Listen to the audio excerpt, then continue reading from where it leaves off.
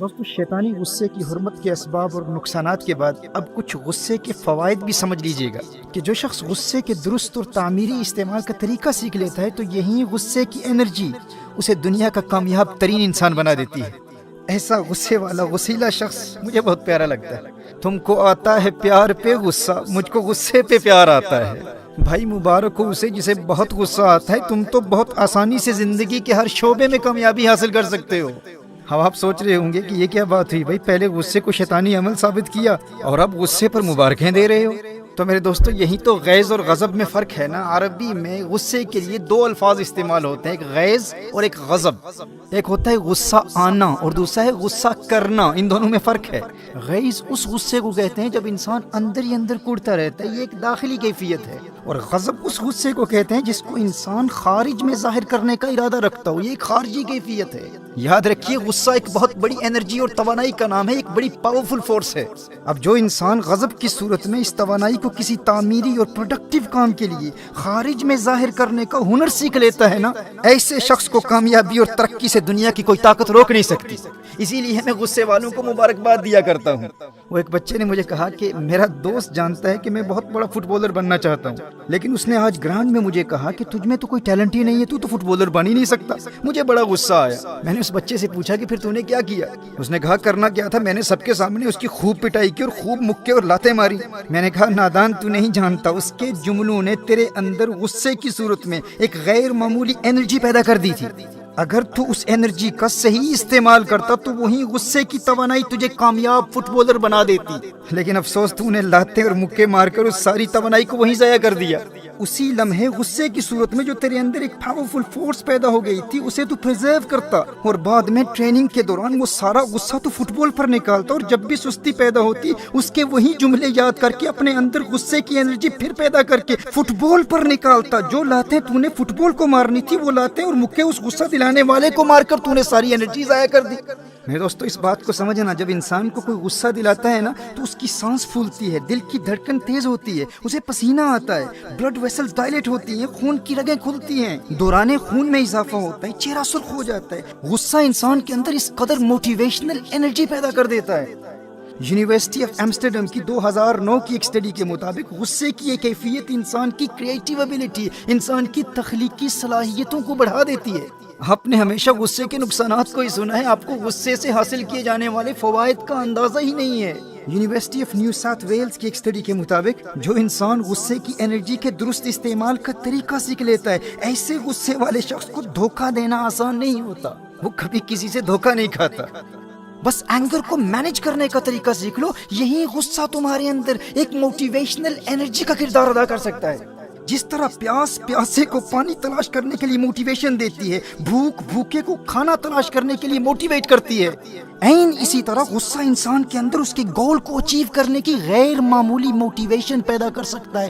بڑے مقاصد والا انسان، بڑے اہداف والا انسان، بڑی ڈریم والا انسان اپنا سارا غصہ اپنے گول پر نکالتا ہے اور غصے کی توانائی کے ذریعے اپنے گولز اور اپنے مقاصد کو اچیو کرتا ہے۔ لیکن جن کی زندگی کا کوئی مقصد ہی نہیں ہوتا، کوئی گول ہی نہیں ہوتا، انہیں بھی غصہ کہیں نہ کہیں تو نکالنا ہوتا ہے نا، تو پھر وہ اسی پر نکالتا ہے جو اسے غصہ دلاتا ہے، کیونکہ مقصد پر نکالنے کے لیے مقصد ہے ہی نہیں زندگی کا، جس کے نتیجے میں قتل ہوتے ہیں، دشمنیاں پیدا ہوتی ہیں، لوگ جیلوں میں چلے جاتے ہیں۔ جائیے پریزنز میں جا کر دیکھیے، جیلوں میں جا کر دیکھیے، بڑے بڑے ذہین اور علم والے لوگ 20 30 سالوں سے جیلوں میں اپنی زندگی برباد کر رہے ہیں۔ ان کی لائف سٹوری ان سے پوچھیے، چونکہ زندگی میں کوئی بڑا گول ہی نہیں تھا، کسی نے ایک لمحے کے لیے غصہ دلایا، غصے کو مینج کرنے کا وہ طریقہ نہیں جانتے تھے، اور غصے کو استعمال کرنے کے لیے ان کی زندگی کا کوئی مقصد اور ہدف تھا ہی نہیں، تو انہوں نے کیا کیا، اپنا غصہ اسی پر نکال دیا، اس شخص کو زخمی کر دیا، اسے قتل کر دیا اور اپنی ساری زندگی برباد کر دی۔ وہ ایک لمحے کی خطا تھی، وہ وقت بھی دیکھا ہے تاریخ کی گھڑیوں نے، لمحوں نے خطا کی تھی، صدیوں نے سزا پائی۔ میرے دوستو لڑائی جھگڑوں میں اپنی زندگیاں برباد کرنے والے اور غصہ دلانے والے پر غصہ نکالنے والے یہ وہی لوگ ہوتے ہیں جنہوں نے ابھی تک اپنی زندگی کا مقصد اور ہدف مقرر ہی نہیں کیا۔ اور جن والدین کی اولاد لڑائی جھگڑوں میں اپنا وقت برباد کر رہی ہے، ان والدین کو بھی چاہیے کہ اولاد کے لیے کوئی مقصد تلاش کریں، انہیں کوئی زندگی کا مقصد دیں۔ کم از کم اپنی اولاد کے لیے آپ اتنا تو کر سکتے ہیں نا۔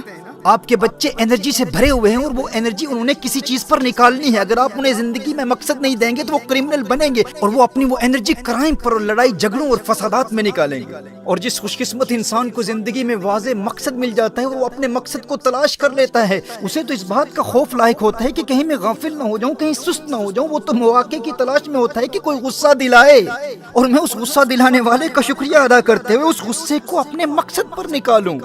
وہ ہے نا کہ جب بھی آتا ہے آپ پر غصہ شاعری پر اتار دیتے ہیں. جس کا مقصد شاعری ہے تو وہ کہتے ہیں غصہ دلانے والے میں تجھ پر نہیں نکالوں گا، میں تو شاعری پر غصہ اتاروں گا. اسی طرح آپ کی زندگی کا جو بھی مقصد ہے غصہ دلانے والے پر غصہ نہیں نکالے گا، اپنا سارا غصہ اپنے مقصد پر نکالنا ہے، اس انرجی کو پرزرو کرنا ہے اور اس کا درست استعمال کرنا ہے. دیکھیے یہ غصہ اور مقصد سے محبت، یہ وہ دو جذبات ہیں، دو ایموشنز ہیں جو کامیابی کی گاڑی میں منزل تک پہنچنے کے لیے پیٹرول کا کردار ادا کرتی ہیں. یہ فیول کی طرح ہے، پیٹرول کی طرح ہے. اگر گاڑی لیمبورگینی ہو یا فراری ہو، لیکن وہ فراری وہ قیمتی گاڑی ایسے مقام پر ہے جہاں دور دور تک پیٹرول کا نام و نشان بھی نہیں ہے، تو کیا ایسی گاڑی کامیابی کی منزل تک پہنچ جائے گی؟ ہرگز نہیں. آپ یوں سمجھیے کہ آپ خود گاڑی ہیں، آپ کامیابی کے مسافر ہیں، آپ قیمتی گاڑی ہیں، یعنی آپ کے پاس وسائل بھی ہیں، آپ ٹیلنٹڈ بھی ہیں اور منزل کا علم بھی ہے، لیکن منزل تک پہنچنے کا جذبہ ہی نہیں اور کوئی پیٹرول ڈالنے والا، کوئی غصہ دلانے والا ہی نہیں، کوئی آپ کو نکما، فیلئر یا لوزر کہنے والا ہی نہیں. تو اگر کوئی غصہ دلانے والا ہی نہیں، جوش ہی نہیں، جذبہ ہی نہیں، عزم ہی نہیں، ولولہ ہی نہیں، ہمت ہی نہیں، جنون ہی نہیں، تو آپ اس ٹیلنٹ کا کیا کریں گے؟ گاڑی تو قیمتی ہے لیکن وہ وہیں پڑی کی پڑی رہ جائے گی. آپ کے اندر ٹیلنٹ تو بہت ہے لیکن وہ آپ کے اندر ہی پڑا رہے گا اور آپ قبر میں چلے جائیں گے.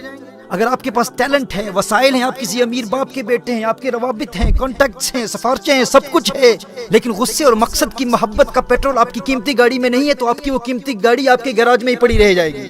وہ گاڑی کبھی کامیابی کی منزل تک پہنچ نہیں پائے گی. لیکن اگر گاڑی پرانی ہے اور خراب بھی ہے، یعنی انسان غریب ہے، وسائل بھی نہیں اور زیادہ ٹیلنٹ بھی نہیں، لیکن پیٹرول بہت ہے، فیول بہت ہے، کامیابی سے محبت ہے، اپنے مقصد سے محبت ہے، اپنے گول سے شدید محبت ہے، غصہ بھی ہے اور غصہ دلانے والے بھی بہت ہیں، پیٹرول ڈالنے والے بھی بہت ہیں، جو بار بار تانے دے کر ہمارے باطن میں آگ لگاتے ہیں نا، ارے تو نکما ہے، تیرے خاندان میں کوئی کامیاب نہیں ہوا، تو اپنا فیملی بیک گراؤنڈ دیکھ، اپنے آپ کو دیکھ، اپنا منہ دیکھ، تو کیسے کامیاب ہو سکتا ہے؟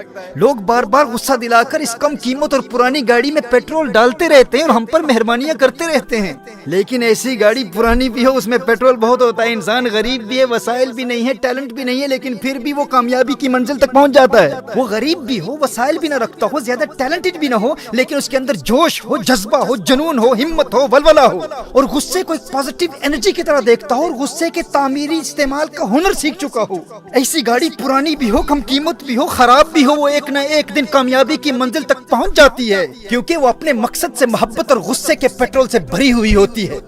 اور دوسری جانب لیٹس فراری ہے لیکن اس کے اندر پیٹرول ہی نہیں ہے، وہ منزل تک پہنچنا تو کجا، وہ تو گیراج سے بھی باہر نہیں نکل پاتی. اپنے معاشرے میں دیکھیں یہ امیروں کی بگڑی ہوئی اولاد آخر کیوں کوئی غیر معمولی کارنامہ سر انجام نہیں دے پاتی؟ اگرچہ ان میں ٹیلنٹڈ لوگ بھی ہوتے ہیں، وسائل بھی ہوتے ہیں، لیکن اپنے باپ کی کامیابی میں ان کا کوئی کردار نہیں ہوتا اور لوگ انہیں دیکھ کر انہیں کامیاب سمجھ رہے ہوتے ہیں، اس لیے انہیں کوئی غصہ دلانے والا بھی نہیں ہوتا. جب لوگ ان کے بنگلوں اور چمکتی گاڑیوں کو دیکھتے ہیں تو وہ انہیں ہی کامیاب سمجھتے ہیں کہ یہ خود کامیاب ہیں، اس لیے انہیں کوئی تانا نہیں دیتا. انہیں کوئی لوزر یا فیلئر کہہ کر ان کے اندر غصے کی انرجی پیدا کرنے والا کوئی ہوتا ہی نہیں، لوگ تو ان کو پہلے سے ہی کامیاب سمجھتے ہیں. تو اسی لیے یہ بہت کم ہوتا ہے کہ کسی امیر کا بیٹا کوئی قابل ذکر کارنامہ سر انجام دے کر اپنے باپ سے بھی آگے نکل جائے. تو ایسے لوگ ان مہنگی گاڑیوں کی طرح ہوتے ہیں جن میں پیٹرول نہیں ہوتا، کیونکہ کوئی پیٹرول ڈالنے والا ہی نہیں ہے نا. لیکن دوسری جانب ایک غریب شخص جو غصے کے پیٹرول کا درست استعمال سیکھ لیتا ہے وہ سب سے آگے نکل جاتا ہے. جس کے پاس پہلے سے کچھ ہوتا ہے وہ کامیاب ہو بھی جائے لیکن اس کی کامیابی بہت محدود ہوتی ہے. غیر معمولی کامیابی وہی حاصل کرتا ہے، ہیرو وہی بنتا ہے جو پہلے زیرو ہوتا ہے. ہیرو وہی بنتا ہے جو پہلے زیرو ہوتا ہے. فلمی ہیرو نہیں، حقیقی زندگی کے ہیرو کی بات کر رہا ہوں. میرے دوست یاد رکھنا، سٹوری وہی بنتا ہے جس کے پاس کچھ نہ ہو اور پھر سب سے آگے نکل جائے. وہ پاکستان کی ایک بڑی شخصیت نے مجھ نااہل سے کہا تھا کہ جس فیلڈ میں تم ہو اس میں تو تمہارا کوئی فیملی بیک گراؤنڈ تو ہے ہی نہیں، اور یورپ اور امریکہ میں تو تمہاری کامیابی سمجھ میں آتی ہے کہ تم وہیں رہتے ہو، لیکن ہند و پاک میں تمہارے چاہنے والوں کی تعداد ملینز میں ہے. بھائی برطانیہ میں بیٹھ کر بات کرتے ہو اور دنیا میں لاکھوں لوگ تمہیں سنتے ہیں، جبکہ اس فیلڈ میں تمہارا کوئی فیملی بیک گراؤنڈ ہی نہیں ہے. اور دوسری جانب پاکستان میں اسی فیلڈ کے خاندانی لوگوں کا پیغام انتہائی محدود لوگوں تک پہنچتا ہے. تو میرا جواب یہی تھا بھائی کہ فیملی بیک گراؤنڈ اور موافق حالات انسان کو کمزور بنا دیتے ہیں. تو میرے وہ دوست جو وسائل کے نہ ہونے کی وجہ سے مایوسی کا شکار ہو جاتے ہیں، یاد رکھنا سٹوری وہی بنتا ہے جو صفر سے شروع کرتا ہے، جو زیرو سے شروع کرتا ہے ہیرو وہی ہوا کرتا ہے. لوگوں کے تانوں سے کبھی ہمت نہیں ہارنا اور نہ ہی ان سے کبھی جھگڑا کرنا۔ میرے دوست، میرے بھائی، حد کے بعد کبھی بھی کوئی غصہ دلائے، غصے کی انرجی کو اپنے مقصد پر نکالتے رہنا۔ کسی امیر کے تانوں سے تیرے عزم و حوصلے میں ہرگز کمزوری پیدا نہ ہو۔ امیر باپ کی کمائی پر عیاشی کرنے والی بگڑی ہوئی اولاد کی کسی مہنگی گاڑی کو دیکھ کر کبھی مرعوب نہیں ہونا تو نے۔ یہ کوئی کامیابی نہیں ہے، انہیں کبھی کامیاب نہ سمجھ لینا، تجھے تیری طاقت کا اندازہ نہیں ہے۔ ان کی اوقات کیا ہے تیرے آگے؟ تو زیرو سے شروع کرنے والا ہے، ہیرو تو ہی بنے گا۔ تانا دینے والے سے کہنا کامیابی کسی کے باپ کی جاگیر نہیں ہے، تو کیا ہے؟ اب دیکھ بیٹا، تیرے باپ سے بھی آگے نکل کر دکھاؤں گا۔ میرے دوست، میرے بھائی، حد کے بعد کبھی بھی کوئی غصہ دلائے تو اس غصے کو اس غصہ دلانے والے پر نہیں، اپنی منزل، اپنے مقصد اور اپنے گول پر نکالنا۔ اور جب وہ منزل مل جائے تو رکنا نہیں ہے، آگے بڑھنا ہے، نئی منزل تلاش کرنی ہے۔ اور جب وہ منزل مل جائے تو ایک اور منزل مقرر کرنا، پھر نئی منزل، پھر نئی منزل، پھر نئی منزل۔ اور دنیا کی کوئی طاقت تیری نئی منزلوں کی تلاش اور ان کے حصول کے سفر کو روک نہیں سکتی۔ منزل سے آگے بڑھ کر منزل تلاش کر، مل جائے تجھ کو دریا تو سمندر تلاش کر۔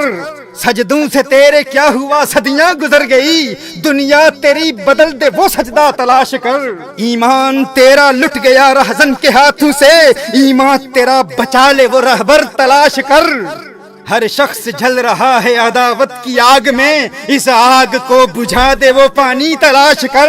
ہر شیشہ ٹوٹ جاتا ہے پتھر کی چوٹ سے، پتھر ہی ٹوٹ جائے وہ شیشہ تلاش کر۔ غصے والوں کو ایک مرتبہ پھر مبارک دیتا ہوں، مبارک ہو تمہیں۔ بس یاد رہے، یہ غصہ پیٹرول ہے، پیٹرول۔ اس کو گاڑی پر ڈال کر ایک ماچس سے گاڑی کو جلایا بھی جا سکتا ہے، اور غصے کے پیٹرول کو گاڑی میں ڈال کر کامیابی کی منزل تک پہنچایا بھی جا سکتا ہے۔ پھر مبارک دیتا ہوں غصے والوں، تمہیں مبارک ہو۔ بس مثبت اور تعمیری استعمال کا ہنر سیکھ لو۔